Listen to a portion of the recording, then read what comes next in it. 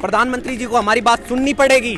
चुनावी चोचले हैं, आप वास्तविकता देखो ना। अरे पूरा भारत यहाँ पे बैठा है, इनसे आके पूछो ना, इनसे मिलो ना, फिर पता चलेगा रोजगार मिला है कि नहीं मिला है।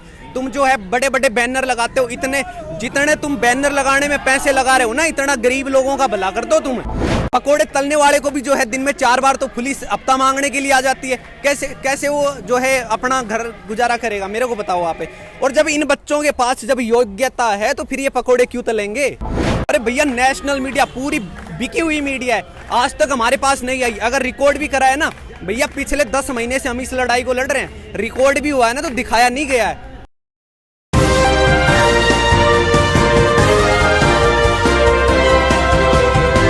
आज जंतर मंतर पर मिनी भारत बैठा हुआ है।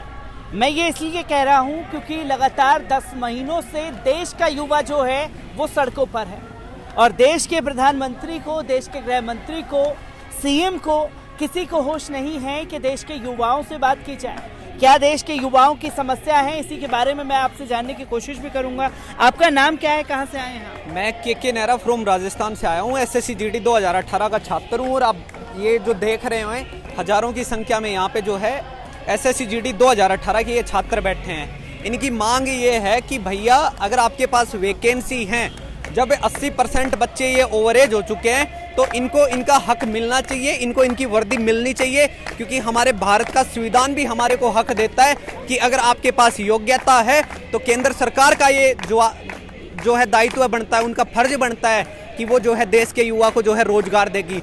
ये बच्चे ऑल टेस्ट क्वालिफाई हैं। जब हमारे देश में 10th और 12th के स्टूडेंट्स को बिना एग्जाम दिए पास कर सकते हैं तो फिर इन बच्चों को क्यों जो है ज्वाइनिंग नहीं दी जा रही है? इन बच्चों के अंदर वो सारी योग्यताएं हैं जो एक सैनिक बनने के लिए चाहिए। ये इनका कहना है कि अगर देश सेवा का मौका दिया जाता है तो 1 साल की जो है सैलरी हम नहीं लेंगे, क्योंकि इनके अंदर देश के लिए शहीद होने का जोश, जज्बा, जुनून वो है। लेकिन प्रधानमंत्री जी को ये समझ नहीं आ रहा है, ये कुंभकर्ण की नींद सो रही सरकार को समझ नहीं आ रहा है। दीपावली के ऊपर भी जो है ये घर नहीं गए हैं, फुटपाथ पे जो है दीपावली मना रहे हैं, लेकिन यहाँ पे जो है कोई इनसे मिलने नहीं आया। अरे भैया, इन युवाओं ने आपको बनाया है, अगर इन युवाओं की आवाज़ को अगर आप नहीं सुनोगे तो फिर आपकी कौन सुनेगा? आप हमेशा अपने मन की बात करते हो, कभी इन युवाओं के मन की बात भी तो सुन लो। अरे कभी इन बेरोजगारों के मन की बात भी तो सुन लो, कभी इन गरीबों की भी तो सुन लो, कभी हमारी भी सुन लो। या अपने ही मन की बात करते रहोगे? कभी पूछा हमारे से आपके मन की बात हमारे को अच्छी लगती है कि नहीं लगती है? हमेशा मन की बात।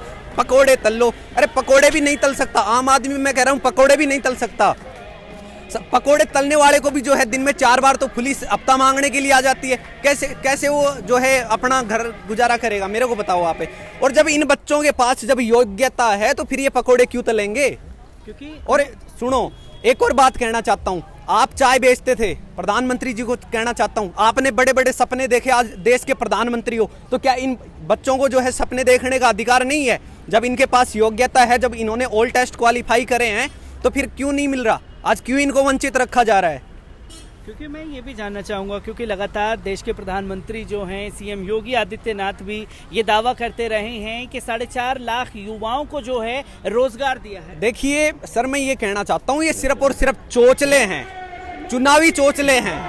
आप वास्तविकता देखो ना। अरे पूरा भारत यहाँ पे बैठा है, इनसे आके पूछो ना, इनसे मिलो ना, फिर पता चलेगा रोजगार मिला है कि नहीं मिला है। तुम जो है बड़े बड़े बैनर लगाते हो, इतने जितने तुम बैनर लगाने में पैसे लगा रहे हो ना, इतना गरीब लोगों का भला कर दो तुम।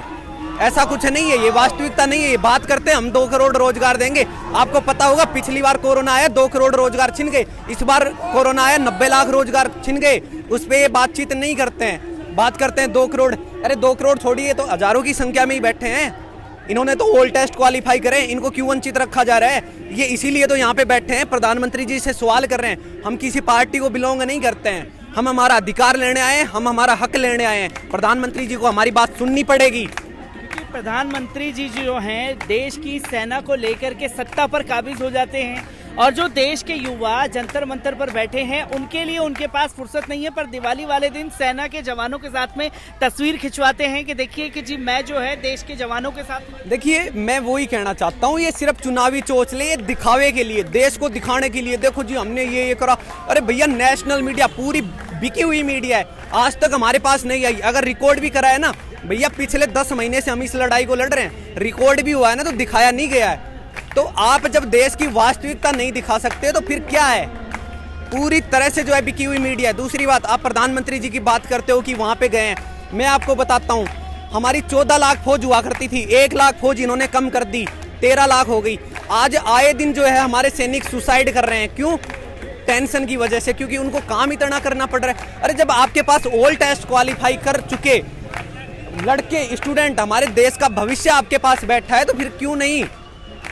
लेकिन बस सिर्फ चुनावी चोचले हैं। अब क्या बताएं? क्या मांग क्या है, और इससे पहले आप लोग किन किन लोगों से मुलाकात कर चुके हैं? क्योंकि ऐसा तो नहीं है कि ये बातें जो हैं देश के प्रधानमंत्री या देश के गृह मंत्री के पास नहीं पहुंच रही होंगी। नहीं नहीं, ऐसा नहीं है। उनको पता है इस चीज़ के बारे में, SSCGD के बारे में पता है। नित्यानंद जी से भी जो है हमारी मुलाकात हुई थी, और उन्होंने खुद यार संसद में खड़े होकर ये बयान दिया था कि हमारे पास 1,11,000 वैकेंसी खाली है। अरे तो जब तुम्हारे पास 1,11,000 वैकेंसी तो वो खाली, 60,210 तुमने निकाली, उसमें से 54,000 लिए, 54 में से भी जो है 10 से 12,000 लोगों ने ज्वाइन नहीं करा। तो तुम्हारे पास जब लाखों वैकेंसियां जब खाली पड़ी हैं, तो फिर इन वैकेंसियों का करोगे क्या तुम? इन बच्चों को दो ना, ये गरीब बच्चे हैं, ये कोई बिजनेसमैन टाटा बिरला के बच्चे नहीं है।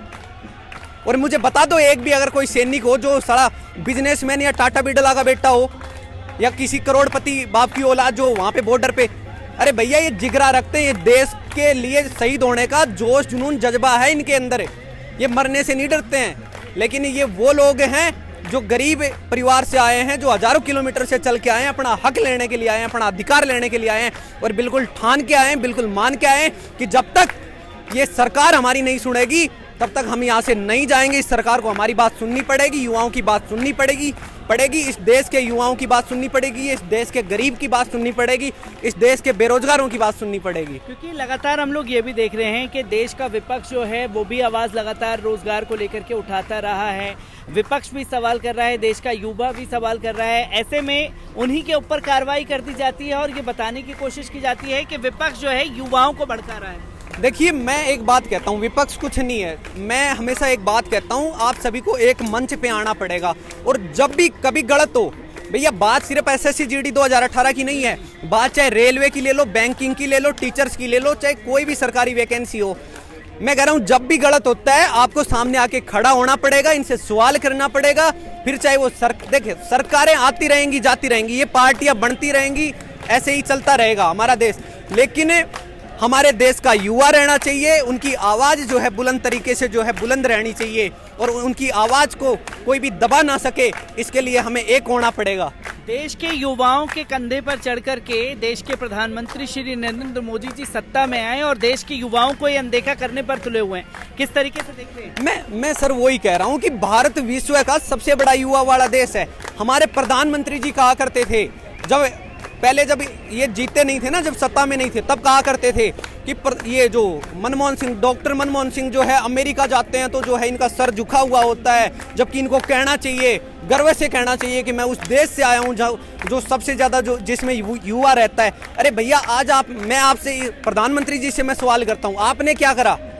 आप बताइए ना, इन युवाओं के लिए क्या करा?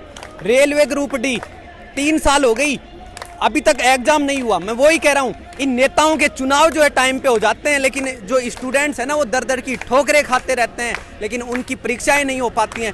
पहले तो जो है वैकेंसी निकलती नहीं है, उसके लिए सारा प्रोटेस्ट करो, जब निकल गई तो एग्जाम नहीं होती, उसके लिए प्रोटेस्ट करो, और जब एग्जाम हो गई तो रिजल्ट नहीं आता है, उसके लिए प्रोटेस्ट करो, और रिजल्ट आ गया तो फिर ज्वाइनिंग नहीं मिलती है। अरे हम भैया ये प्रोटेस्ट ही करते रहेंगे या फिर अपने घर परिवार को भी संभालेंगे? तो वही हमारा सवाल है, ये सवाल हम बुलंद तरीके से बुलंद आवाज में हम करेंगे। तो देश के युवा जो है वो आज जंतर मंतर पर है, जो उनके दिल का दर्द था वो निकल करके सामने आया। मन की बात तो बहुत की गई, अब देश के युवाओं के मन की बात सुनने के लिए देश के प्रधानमंत्री के पास समय नहीं है।